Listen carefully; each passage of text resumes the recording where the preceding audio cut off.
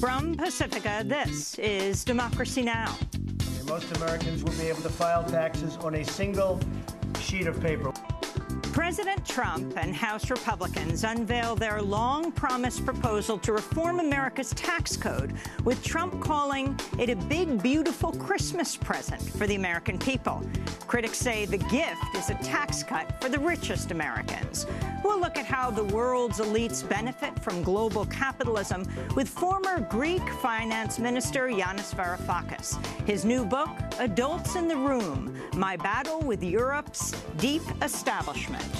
Austerity is a self-defeating process.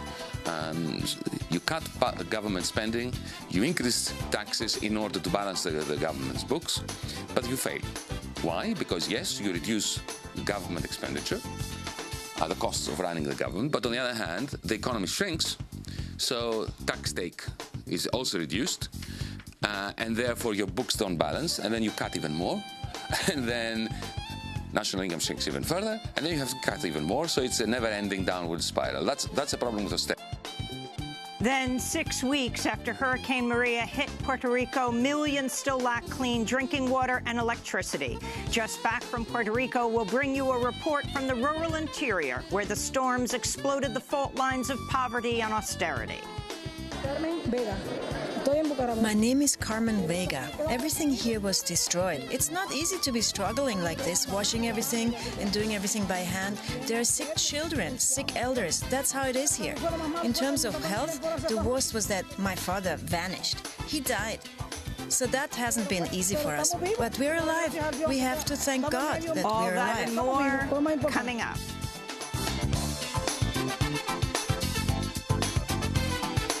Welcome to Democracy Now!, democracynow.org, the War and Peace Report. I'm Amy Goodman. Thousands protested in Catalonia Thursday after 8 regional ministers were jailed and accused of rebellion, sedition, and misuse of public funds as the constitutional crisis in Spain continues. The regional ministers had already been fired by Spain's central government over Catalonia's independence referendum. They now face up to 50 years in prison. This is Maria Carrera at a protest in Barcelona. This is shameful because they have committed a coup d'etat. They are Francists and Nazis. I want to go to the prison where our comrades are being held. It is unjust because there is no democracy like this. It is unjust because many politicians that have stolen are free, and today they are in prison, and that is unjust. Spanish prosecutors are also seeking a European arrest warrant for Catalonia's leader, Carles Puigdemont, who is in exile in Belgium along with other members of the Catalan government. This is Puigdemont.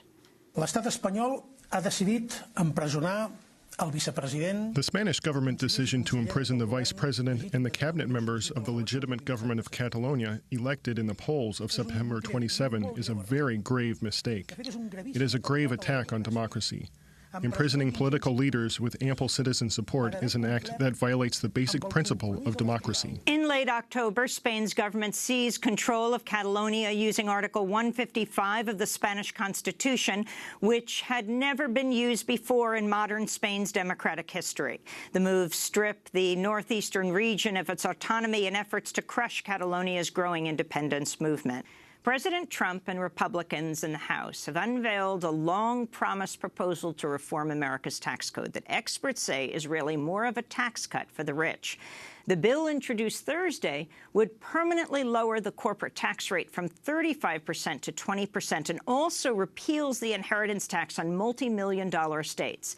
An analysis by the Joint Committee on Taxation says the bill is heavily weighted toward business, which would receive about 2/3 of an estimated $1.5 trillion in cuts. ISIS has claimed without evidence that Tuesday's attack in New York City was carried out by a, quote, soldier of the caliphate. The attack left 8 people dead, many others injured, after the suspect Sayfullah Saipov, an Uzbek native, reportedly drove a rented Home Depot truck down a bike path along Manhattan Hudson River, killing multiple people before crashing into a school bus. He was then shot by police. Authorities claim Sayfullah Saipov has said at his hospital bedside that ISIS videos inspired him to carry out the attack. In the wake of the New York City attack, Attorney General Jeff Sessions is escalating pressure on technology companies to turn over encrypted communications to law enforcement.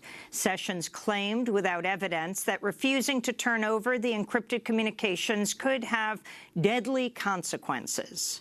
This failure to get encrypted information in a timely manner causes law enforcement to waste even more valuable time and resources, and it could have potentially deadly consequences. Pope Francis gave an emotional mass on Thursday in Nettuno, Italy, in which he warned the world is heading forcefully into war. He was speaking at the cemetery where thousands of U.S. soldiers who died liberating southern Italy during World War II are buried. Please, Lord, stop. No more. No more war. No more of these useless massacres. Today that the world once more is at war and is preparing to go even more forcefully into war, no more, Lord. Let us pray for those who are dying in wars today, even innocent children. Death is the fruit of war, and may the Lord give us the grace to be able to cry. Former Democratic National Committee interim chair Donna Brazile says the Democratic National Committee made an unethical agreement with Hillary Clinton's presidential campaign during the lead-up to the 2016 election, skewing the primary in her favor in exchange for money to keep the indebted DNC afloat. In excerpts of her new book, Brazile writes the Clinton campaign manager, Robbie Mook, struck a joint fundraising agreement with the DNC back in August 2015, nearly a year before Hillary Clinton officially had the party's nomination. Under the agreement, the Clinton campaign would raise money for the party, and in exchange, Clinton would control the party's finances and strategy, including making all final decisions about party staff members and the party's communications director.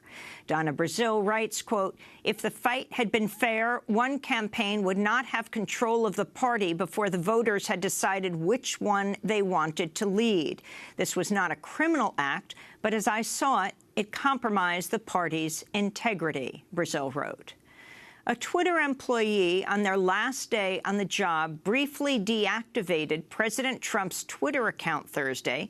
The account vanished for 11 full minutes. Trump has used Twitter to bully and insult women, people of color, and lawmakers. He's also used it to threaten to annihilate the entire nation of North Korea. In news on sexual harassment, the New Republic's publisher, Hamilton Fish, has been placed on leave after a slew of allegations of sexual harassment when he was the president of the Nation Institute.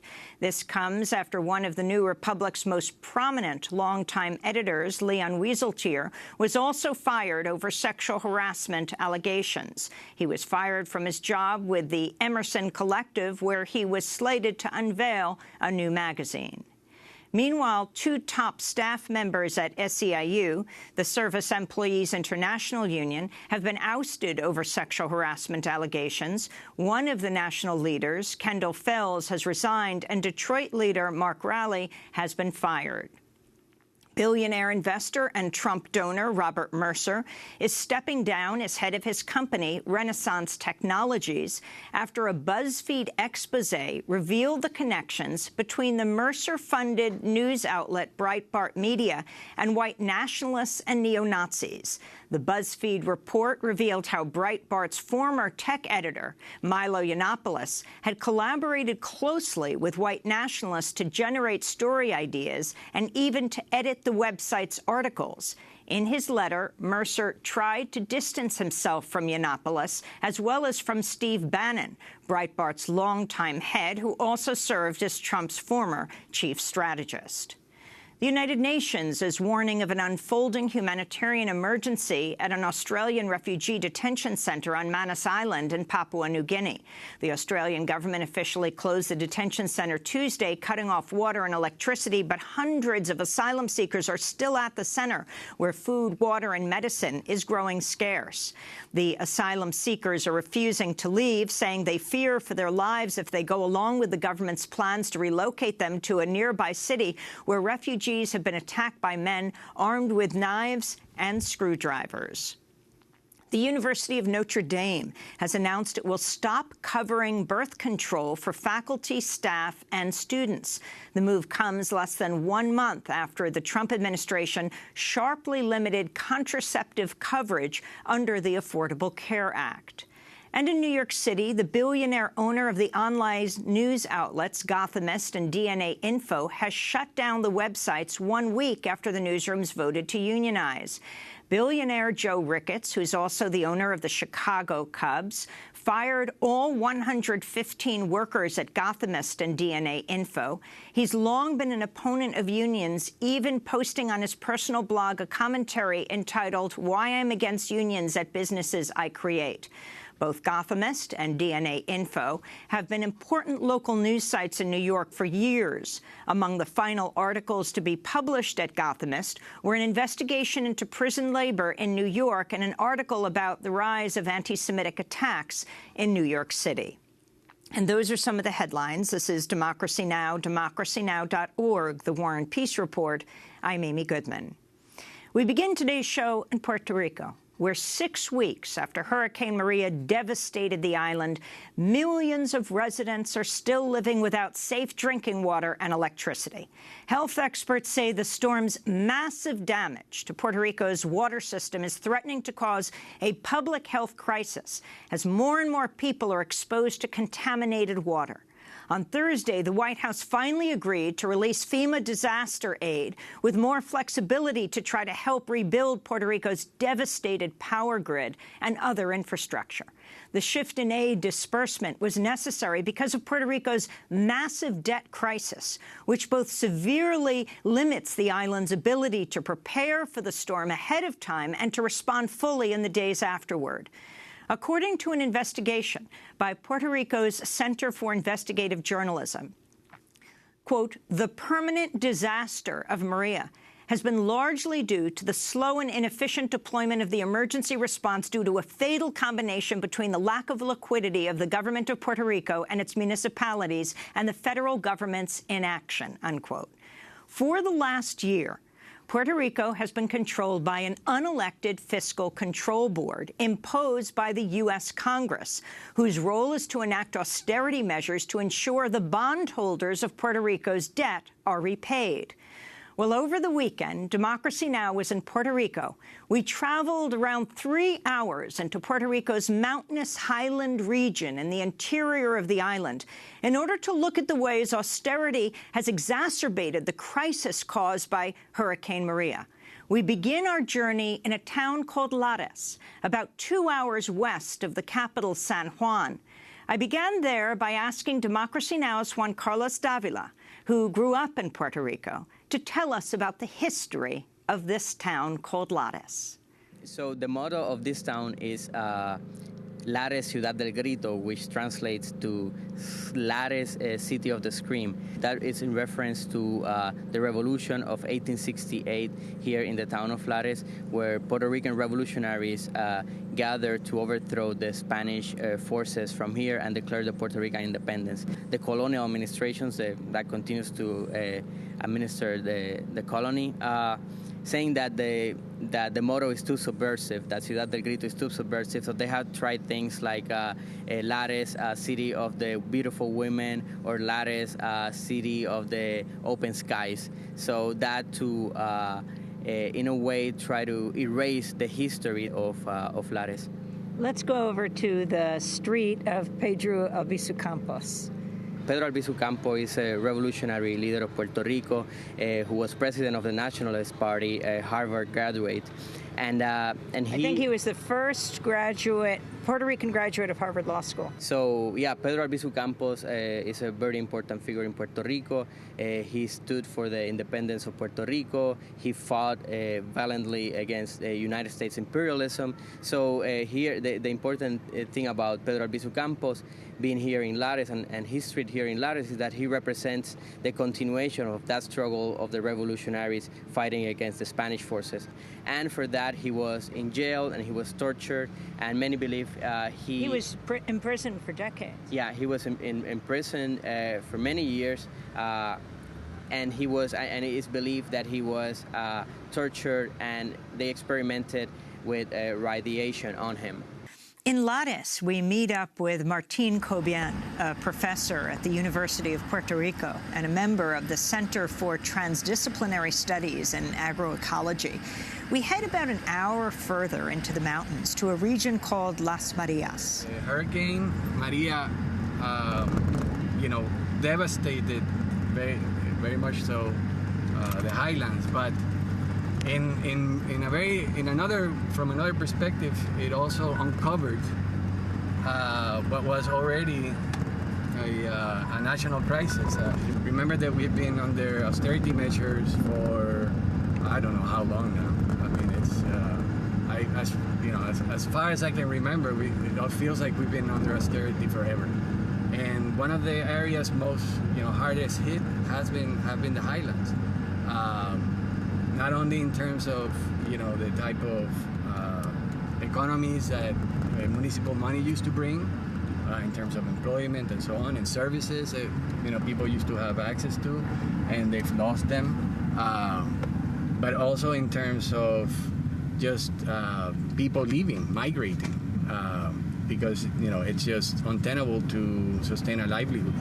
So that is, for example, in Las Marias, where is the place where we're going now. Are two of the most, I think they're one or two or within the 5 poorest municipalities in Puerto Rico, and also the ones that have lost most population over the last 5 to 10 years. So, in a sense, Maria not only exposed the fault lines and the weakness of the situation here, but it exploded those fault lines. Yes, that's exactly it. As we're driving through the mountains, we reach a part of the road where the hurricane has swept away the earth below the pavement, which is something we had to be very careful about everywhere we drove. We talked to a man whose house itself was precariously balanced between the road and what is now a cliff the earth swept away below. Yeah, it's the main road. If you want to go to Maracao, you can take it. You can cross it now, but it's dangerous, and if it stays like this, the road will fall off the precipice. We keep driving with Martín. One of the main, if not the sole income for most of this area is agriculture, right? And most of the agriculture in Puerto Rico has been destroyed or has been sustained heavy damage. So this is a big concern because the type of agriculture that you find here is a lot of it is coffee production, and for coffee to grow it needs at least 3 to 4 years before you start producing. So you had a lot of trees that were, adults and they were producing and they were sustaining, small, from large to, small peasant economies. And that has been destroyed. The devastation is immense. It's immense. I have a lot of friends, small peasant farmers that, they lost everything, and many of them are actually thinking of quitting and moving to the city or actually migrating. We've just arrived in Las Marias, and we are coming to a place where doctors are coming to meet with people, bringing water. We passed an oasis where people gathered to get fresh water, and now we're going down to the field where the doctors are. What kind of doctor are you? A general practitioner. And your full name? Jose A. Ramirez. And your name? Stephen Roman, and I am internal medicine. Can you tell us what you were doing today? Well, today we came here. We've been doing clinics since the hurricane. Every Saturday we've been doing clinics. What are people's major complaints? Their medicine. They are unable to get their insulins, unable to see their doctors, and pains and so on. So, I have hypertension, diabetes, and stuff like that. Right now we're doing the statistics on how many deaths we had during and after Hurricane Maria. We had one gentleman who died of a heart attack on his car. Another one after the hurricane with mudslide came and took his machine he was working on trying to clear the roads, and it buried him.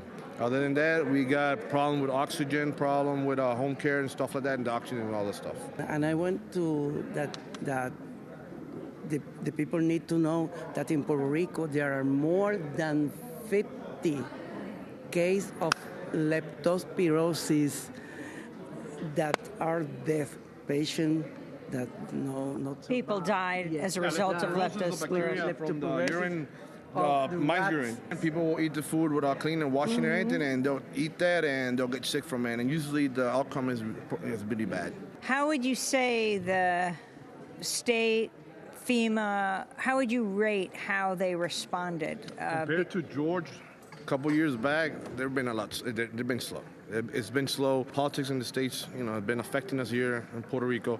There's a lot of misgivings and stuff like that. We haven't been receiving the help as soon as we needed it. What did you make of President Trump saying that the people of Puerto Rico want everything done for them? Well, the first thing is not people of Puerto Rico, it's U.S. citizens. We are U.S. citizens. That's the first thing. It's not people of Puerto Rico. It's U.S. citizens of Puerto Rico. They want help. Would you say their treatment of you during Hurricane Maria and after was the treatment of colony? Yes, it was. We're not Florida. Look at Florida. Look at Texas. They got treated really quick. They took him to in the States and to throw paper towels out. They should have flown him in helicopter to see how it was around here. You're saying that President Trump threw rolls of paper towels. Yes. Do you think if you voted for President of the United States, the President of the United States would treat you differently? Yes, because there's 3.5 million people, and we all have at least 2 in the Senate, and we have at least 5 representatives. 5. And that's a big vote, And the thing is, the parties don't see us, they don't see it. And we could affect the parties in the states, too. Right now, you have 70,000 people who left to Florida. Most of them do vote. Most of them do like politics. Most of them will vote, and that will change the politics of Florida in a couple of years to come. Did you hear about bodies being incinerated in the morgues and those bodies not being counted? And did that happen around here? The thing is, I certified around 8 here in town. 8. So it was 40-something death. I certified 8 after Hurricane Maria. 2 of them were during the hurricane or after, the day after hurricane, and the other ones were after, a couple of days after, a week or so after the hurricane. I heard that.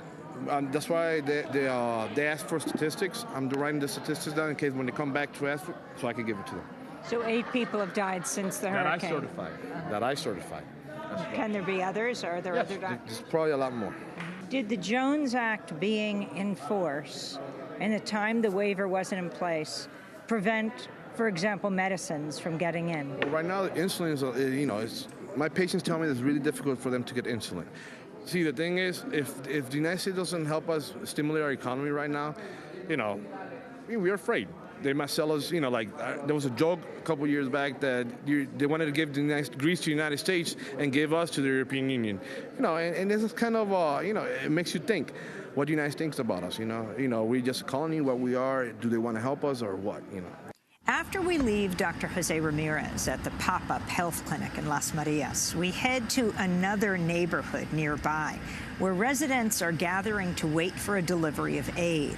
Along the way, we come across a caravan of more than 100 volunteers, all church members, who are traveling across the island distributing food and water. My name is Pebbles Morales. Marco Rivera. He's the pastor, Marcos Rivera. We come directly from the food bank. We're going all around different cities from the country where we see that there's special needs and stuff, and we distributing food. That's what we're doing. What place was in the most need that you visited?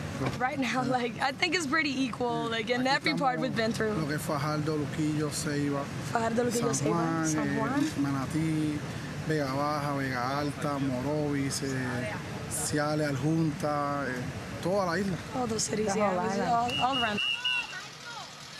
We continue driving with University of Puerto Rico professor Martin Cobian. Something that we have seen in Puerto Rico is that the communities have had to organize to survive in the middle of Maria and all the havoc that has been created.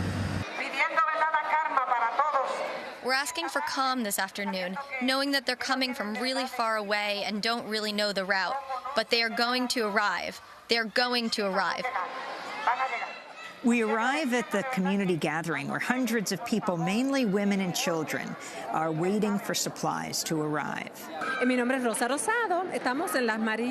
is Rosa Rosado. We're here in the neighborhood of Bucabarones in Las Marias, in a small community called La Josefa. We're gathered together in a group of families and we're waiting because we still don't have any electricity. We have to take advantage of these moments. Whenever they're going to bring us things, whatever they are, we have to take advantage of it.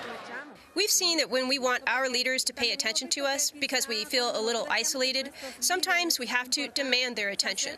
My daughter's school, La Hosta, is a shelter now, and I don't think that the school will reopen soon. For a school bus, the streets and the highways are terrible. They're horrible. So as a parent, I wouldn't dare send her. No. That said, I understand that the children need psychological support. It's true. They need something to orient them because young people have never experienced anything like this before. There are many children in this community. My daughter is 13 years old and she needs help because she's in special education. My name is Carmen Vega. Everything here was destroyed. It's not easy to be struggling like this, washing everything and doing everything by hand. There are sick children, sick elders. That's how it is here. In terms of health, the worst was that my father vanished. He died. So that hasn't been easy for us, but we're alive. We have to thank God that we're alive. My name is Rosita Ruiz. I want to say hello to my son, who lives in Philadelphia. I don't know if this will reach there. My son, Eliomar Justiniano, I've only been able to communicate with him twice since the hurricane, but I send him greetings from here. I want to tell him that I love him. He knows the situation, that what's happening here, and he's worried. But thank God, we've been blessed throughout all of this because he saved our lives and my home wasn't damaged. But emotionally, although we haven't suffered physically, this affects us emotionally and mentally because my husband now is taking care of me and he's disabled also.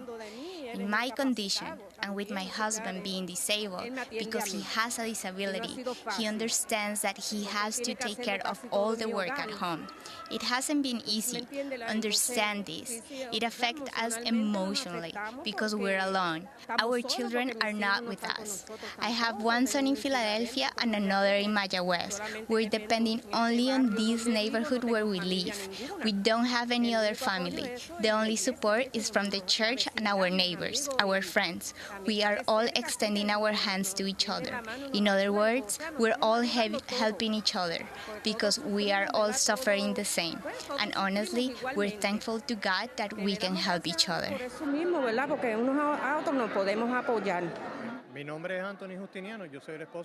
My name is Anthony Justiniano, and I'm Rosita Ruiz's husband. A lot of people have been affected by the storm, and they've had to leave for many different reasons. One is that they've lost their jobs. Another is that, although there's some aid, it does arrive. When it arrives, people sometimes need things urgently to survive. Education is on hold. The children have not been able to return to their schools because of the transportation issues. It's not as easy to travel as it was before the hurricane came, but we're still fighting. If they could bring some form of psychological help so people could strengthen themselves during all this. Even though we're serving God, we have internal emotions that affect us as human beings, because we're all human beings and we need psychological support to help us and strengthen us to face all this. It's really important. My name is Antonia Feliciano. I live in 4409 in a section called Pariachi. Since I moved there, there's been no electricity. I've been living there for 28 years. My husband died recently, waiting for the light, and it never arrived. The thing is, I live far from the community because the section in which I live, Pariachi, is 2 kilometers away from the Bucarabones, where we are now. This stretch has never had electricity. It was in the mayor's hands, and he kept telling us that they were going to put in electricity, but it never arrived. I am an elderly person. I'm 75 years old, and I use insulin and medicine that needs to be refrigerated. So whenever my neighbor has electricity, I put my medicines in his home. We've been waiting here since 1 p.m., waiting, and now it's 4:25 in the afternoon. We're waiting for them to bring us food, water, everything, because in this moment, anything that they bring us would be good. The hurricane was horrible. My house is on the side of the road, and the part of the road that leads to my house collapsed. When I go home, I feel so depressed, and I cry because the road has collapsed. And we will be grateful that when they arrive, for all of us to please get in order, as you know how to do. We're asking for calm, okay? They need the cooperation of each and every one of us. So then, not now but then, we will form a line.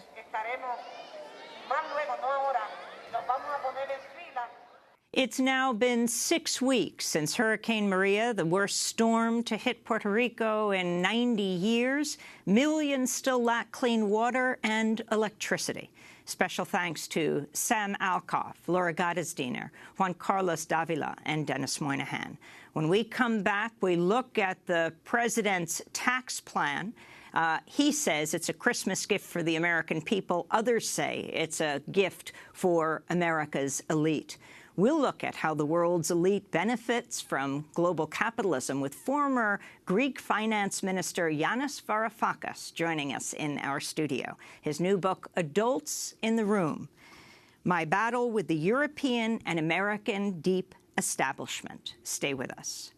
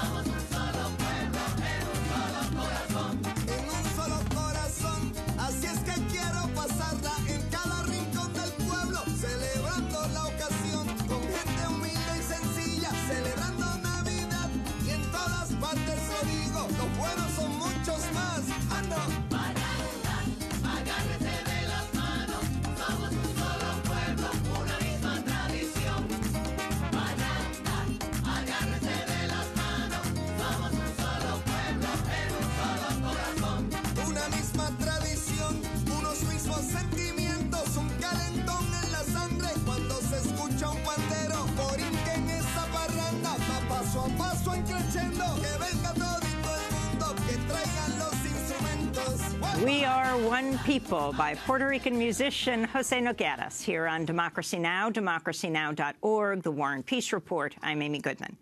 President Trump and Republicans in the House have unveiled a long-promised proposal to reform America's tax code that experts say is really more of a tax cut for the rich. The bill introduced Thursday would permanently lower the corporate tax rate from 35% to 20% and also repeals the inheritance tax on multi-million-dollar estates. An analysis by the Joint Committee on Taxation says the bill is heavily weighted toward business, which would receive about 2/3 of an estimated $1.5 trillion in cuts. The White House praised the legislation as providing the rocket fuel our economy needs to soar higher than ever before. President Trump later said the legislation is a, quote, big, beautiful Christmas present in the form of a tremendous tax cut. The process is complicated, but the end result will not be that complicated. It's going to mean people are going to pay less tax by a lot. Companies are going to pay less tax by a lot.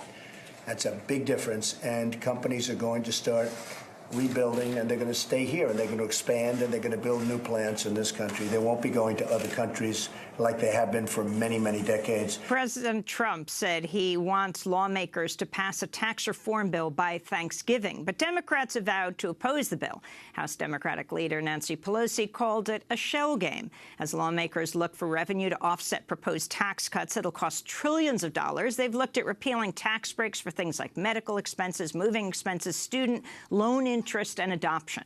Well, today we look at how the world's elites benefit from global capitalism with economist and former Greek finance minister Yanis Varoufakis.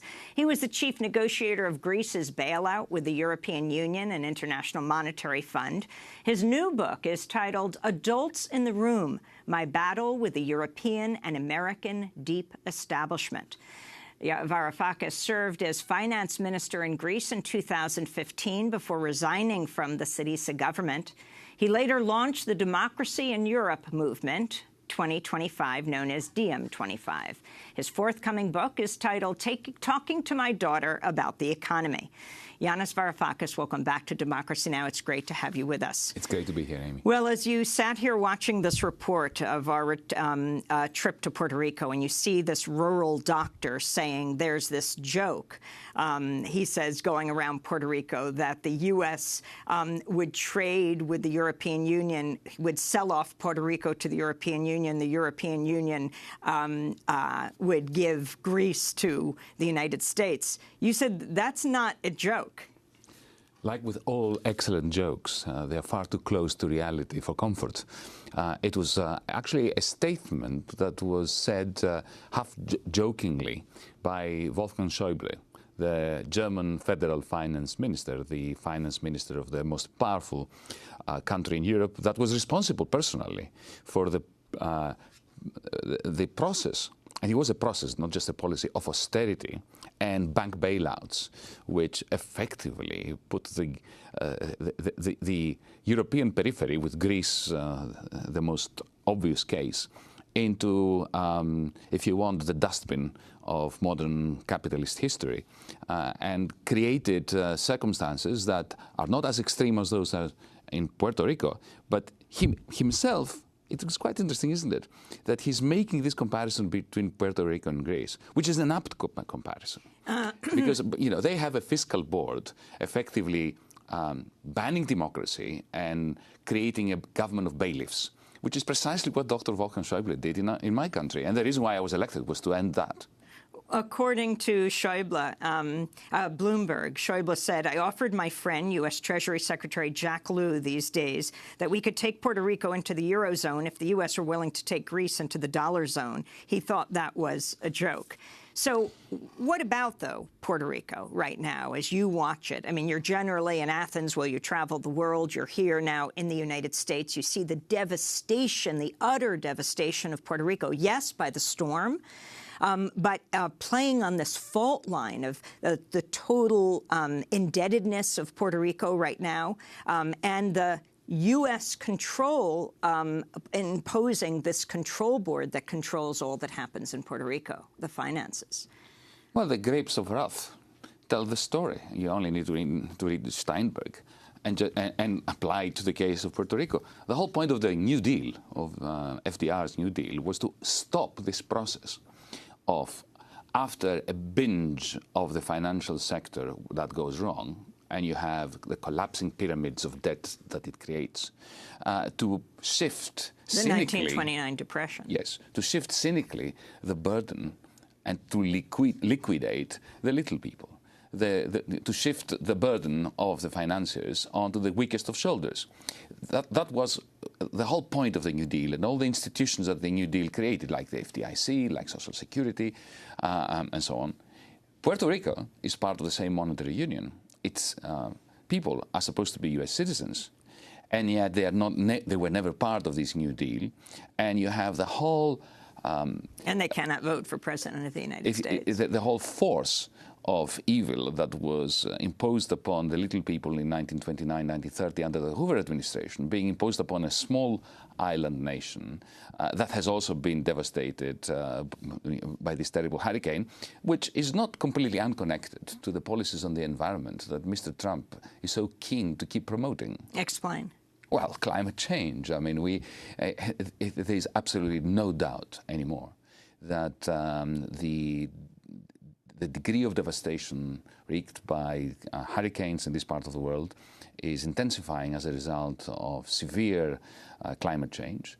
And it is remarkable that we have in the White House a climate change denier who, while removing all the benefits of the New Deal from the people of Puerto Rico, at the same time exposes them to the great vagaries of climate change, the very phenomenon that he denies its existence. You heard in this introduction the tax plan that has been put forward, and you're here in this country, and this is your specialty. You're an economist. You taught at, University of Texas, Austin. You're at University of Athens now in Greece. You're the finance minister, former finance minister in the Syriza government. President Trump, he calls this a Christmas gift for the American people. What is your assessment of it? And then fit it into the picture of global capitalism. It's a very interesting definition of the American people. He considers the set of the American people to be exactly the same as the set of his friends. Look, it's déjà vu. We've seen it all before. It all began in the 1980s under Ronald Reagan. This mass redistribution of income from the have-nots to the haves. We saw it under George W. We're seeing it again. But there is a difference now. The difference is that American capitalism has exhausted its capacity to reproduce itself through a process of tax cuts, the trickle-up effect of wealth rising from the bottom to the top 0.1%. In the 1980s, when Ronald Reagan first applied this kind of tax cut-based policy, the United States was still in control of what I call the recycling of global profits and surpluses. The United States economy was, if you want, the engine of growth internationally. The tax cuts in this country were fueling demand for the net exports of Japan back then, Germany, Holland, later China. And this was keeping capitalism globally in that state of irrational exuberance, if you remember. But then after 2008, those pyramids collapsed. The American economy does not have that capacity anymore. The increase in the federal budget deficit that supposedly Republicans are all against, nevertheless, they are going to boost it magnificently now. At the very same time, Amy, as they are antagonizing China that owns a large chunk of American public debt, which now they're going to keep increasing in order to line the pockets of their mates. If you couldn't design a more catastrophic economic policy than that, boosting the budget deficit by lining up the pockets of the rich, continuing to stagnate the incomes of the middle class and the working class, and antagonizing your main creditors. I rest my case. So President Trump is headed to Asia, and he's going to visit a number of countries. He's going to start off by playing golf with Shinzo Abe in Japan. And he's going to China, the country you're just talking about right now. The significance of all of this, and of course, in the midst of this, you have the escalation of the crisis with North Korea. You have the Pope just giving a speech saying we're heading toward war. Well, it's a very dangerous game that the United States administrations of the last 10, 15 years have been playing by antagonizing China through an alliance with Mr. Abe in Japan and his predecessors. It's a very dangerous game because and actually a very irrational game, because the United States completely and utterly depends on China. Let's face it, the only reason why the 2008 collapse of the financial sector did not lead to a Great Depression in this country is twofold. One is the Fed that kept printing money and refloating the banking sector, Wall Street down the road from here, and the other is China. The Chinese boosted their own credit production, their own credit bubble in China, intentionally, from something like 140% of their total income, GDP, to 280%. They did this on purpose because they were facing the prospect of an additional 40 million unemployed people. And by doing this, they stabilized American capitalism to a very large extent. Now, we have an administration in Washington, D.C., which simultaneously is ganging up with Prime Minister Abe in Japan against China, while increasingly needing China to keep rebalancing the global and the American economy. This is precisely what the global economy and the American economy do not need. I want to ask you something about language. I mean, you're here in New York, not far from Zuccotti Park, where, 6 years ago was the massive protests, Occupy Wall Street. They changed the language. You say the word 1%, you say 99%. Everyone knows what you're talking about. Yes. So I want to talk about the language used now around the tax bill. We use a language like tax cuts, tax relief. But is there another way to describe, to refer to the $1.5 trillion in austerity? Class war. It's an out-and-out class war waged against the poorest, the weakest, the disenfranchised, the very same people that Donald Trump appealed to in order to get elected. We're going to break and come back to this discussion. Our guest is Yanis Varoufakis, economist, author of the new book, Adults in the Room, My Battle with the European and American Deep Establishment. And that's where we're going to start after break. What is the European and American Deep Establishment? Yanis Varoufakis served as finance minister of Greece in 2015, the chief negotiator of Greece's debt and bailout with the European Union. This is Democracy Now! We'll be back in a minute.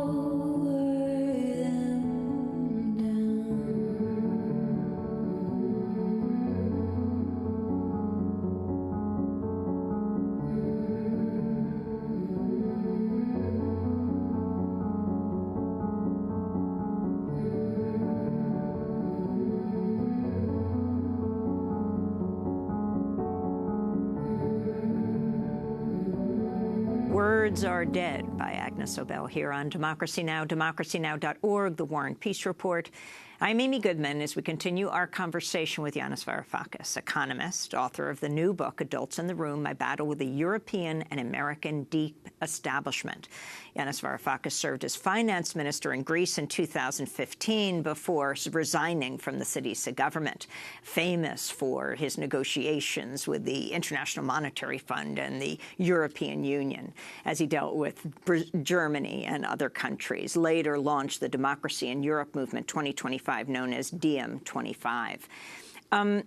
So the subtitle of your book, Adults in the Room, is My Battle with the European and American Deep Establishment. What is that?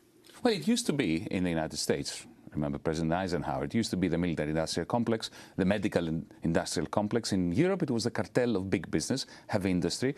I recall the first name of the European Union. It was called the European Community for Coal and Steel. So it was like OPEC, the Organization of Petroleum Exporting Countries. It was a cartel for big business. But then with the collapse of the Bretton Woods period after the Nixon shock in 1971, you have the rise of the financial sector. Banks start becoming absolutely significant, far more significant than industries like car making, like steel making, like coal. So financialization created a new deep establishment that included the revolving doors. Remember in the 1990s when people from Goldman Sachs, well, what the 1990s is happening today as we speak. People from Goldman Sachs took over the Treasury, and then people who were in the Treasury retired and went to Goldman Sachs and JP Morgan. So now the deep establishment comprises primarily the banking community, their connections through the revolving doors with the administration in Washington, D.C., in this country, in Brussels, and various centers of government, particularly Germany and Paris, in Europe, and the way that they have co-opted the systemic media and journalists who acquire inside information only to the extent that they become functional to the interests of this deep establishment. So explain, let's go back to 2015, to what happened. I mean, you became this famous figure who was clashing with, I mean, the picture on the front of the book, you have Merkel, you have Hollande in France, and you have President Obama. Merkel looks surprised. President Obama is smiling. Talk about your dealings with these leaders. Well, this is not a book about villains and heroes. This is the way I conceptualized it, especially after I was out of those corridors, once I had resigned. I conceptualized it as a genuine tragedy, a Shakespearean tragedy. Because, you know, when you watch King Lear or Macbeth, you realize that these extremely, supremely powerful people, characters that you encounter on stage, are exceptionally powerless at the same time. So I remember one conversation I had with Barack Obama. He was extremely supportive of what I was trying to do, and yet completely powerless to do anything about that. Jack Lew, the US Treasury Secretary, was absolutely straightforward on this. Yes, I was right, but no, America did not have what it took anymore, or the interest, to intervene. What were you trying to do? Well, I was simply trying to get our people out of debtor's prison, which is what the Puerto Ricans now deserve, an escape from a permanent debt prison. To put it very briefly, Amy, in 2010, the Greek state went bankrupt. Let's not get into the reasons as to why it happened. It's a fact, just like Puerto Rico. And the great and the good decided to conceal fraudulently that bankruptcy. And the only way you can conceal a bankruptcy is by giving a very large loan. So we got the largest loan in human history, not for the Greek people, of course. All of that money was given to us so that we can bail out, we can give it back to the German and the French banks. And this was done fraudulently because the German and the French leadership and the Greek leadership went to the parliaments and effectively said that this was an act of solidarity with the people of Greece, when it was an act of solidarity with the bankers. But of course, they never told their parliamentarians that this was an act of solidarity with the bankers. And they promised the people in the German parliament, for instance, Angela Merkel promised the German parliament that this was a loan that was given to Greece for solidaristic purposes, and the Germans would get all their money back with interest. That was never going to be the case, because when you give a huge amount of money to a bankrupt entity on conditions of austerity that shrink that entity's income, there's no way you're going to get your money back, not because the debtor doesn't want to give it, but it is absolutely impossible to pay it back, like Puerto Rico today. And then, of course, once you commit that crime against logic and you lie to your parliament, like Angela Merkel did in the Bundestag, in the federal parliament in Berlin, then you are like Macbeth. You commit one crime, you have to commit a second crime to cover up the first crime, and then a third. Or to put it in financial terms, if you try to repay a mortgage by means of a credit card, then you need a second credit card to repay the first credit card, and a third to the second. And I was just trying to get Greece out of that spiral to desertification. Why'd you quit? Because my prime minister surrendered to the creditors, and I was not prepared to do the same. You're talking about the Greek Prime Minister, Tsipras. So in 2016, the Greek Prime Minister, Alexis Tsipras, said he was surprised Donald Trump had become the leading contender to win the U.S. presidential race, and said he hoped, quote, what this nomination marks, the ideas it represents, the appeal it reaches, and the threat to become even president. I hope we will not face this evil. And then you had just a few weeks ago, there was the Greek Prime Minister, Alexis Tsipras, standing with President Trump at the White House. When Trump was asked about what he had said, because he had some nice words for Tsipras, he said, oh, I guess I should have been informed of this before I had those nice words. What about what happened in the White House 2 weeks ago when Tsipras came? And can you talk about your split with him and what you feel needs to happen? You say Greece was the beginning of Brexit. I have no doubt it was. I campaigned in Britain against Brexit. I gave speeches in 13 towns and cities before Brexit, against Brexit. And the good people, mostly left-wingers, who came, and progressives, to listen to me, would come to me afterwards and say, look, we really like you, we really agree with you with your analysis, but we cannot vote to stay in the European Union after the way you were treated. So, you know, this was a very paradoxical situation to find myself in. And look, remember, Brexit won with 1.8% of the vote. If only 3 or 4 or 5% of those who voted in favor of Brexit were motivated by the crashing of our government and of our democracy, you know, we are in democracy now, Amy. Our democracy was crushed, like Puerto Rico's democracy was eliminated. Our democracy has been eliminated. My friend, former comrade Alexis Tsipras, is the Prime Minister of Greece. He has less power than the mayor of a small town in the United States, because sovereignty has completely shifted to a group of bailiffs called the Troika of lenders. By the way, to go back to the White House, the sight of my former comrade bowing his head to Donald Trump after everything he and I used to say about Donald Trump and about the alt-right and about the rise of xenophobic populism was an extremely sad moment for me. And it was also against the national interests of Greece, because hobnobbing with Donald is not going to help Greece in any way. Donald is not going to do anything to... Obama did not do anything to intervene to get our people out of debtor's prison. And the only thing that they actually did was to sign a $2.5 billion or euro deal to refurbish the Greek Air Force's American-sourced planes, which, of course, Donald Trump really liked, in a country where people are finding it difficult to put food on the table, where we have refugees that are living in conditions that are despicable and a scourge and a blight on the integrity and soul of Europe. To spend money now refurbishing airplanes in order to satisfy, to some extent, fleetingly, Donald Trump, is an abomination. I want to ask you quickly, earlier this year, members of the neo-Nazi Golden Dawn Party held a torchlight parade in Athens, Greece, calling for a ban on migrants entering Greece. Among those marching was Golden Dawn Parliament member Ilias Panagiotaros, who praised President Trump's ban on Muslim refugees and immigrants. We just see tens of thousands of illegal immigrants in our country and hundreds of thousands others that have already come to Greece years ago. And our country is an open field. Everyone can come whenever they want, and they can leave whenever they want. We would like to follow a policy like Donald Trump is doing in the States right now. Golden Dawn is the third largest party in the Greek parliament. Its members have been arrested for assaulting and murdering immigrants and political opponents. The group's emblem is a red and black flag resembling a swastika. In October, the party endorsed Donald Trump in the U.S. election. You've been personally threatened by the man whose voice we just played. Well, yes, he threatened any progressive minister that was sitting opposite him in Parliament. This is what the worst aspect of it, to see these Nazis. They're not neo-Nazis. There's nothing neo about them. They're fully-fledged, old-fashioned Nazis. But, Amy, you know what is the worst aspect of it all?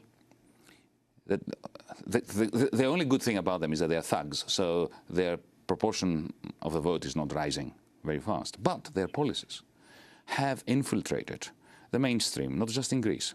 Think of the new Austrian government. Their #1 priority is to erect taller borders, to fence the refugees out.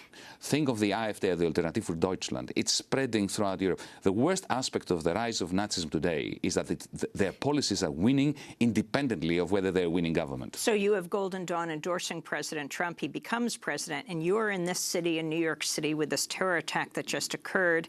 8 people killed, and President Trump's immediate response is to try to crack down on immigration. You say that is the response that will actually promote terror. Explain. Well, Amy, ISIS loves Donald Trump. He's the best recruitment officer for ISIS. Because what ISIS wants is they want us, our societies, to turn against migrants, to become xenophobic, to assault them on the streets of our cities, to fence them out of our countries, because that is the way that they will breed hatred within their own communities, of Muslims, for instance, and recruit them to ISIS. I think that, being here in New York, I have to say that I'm very pleased, because there's good news always, and we should focus on the good news.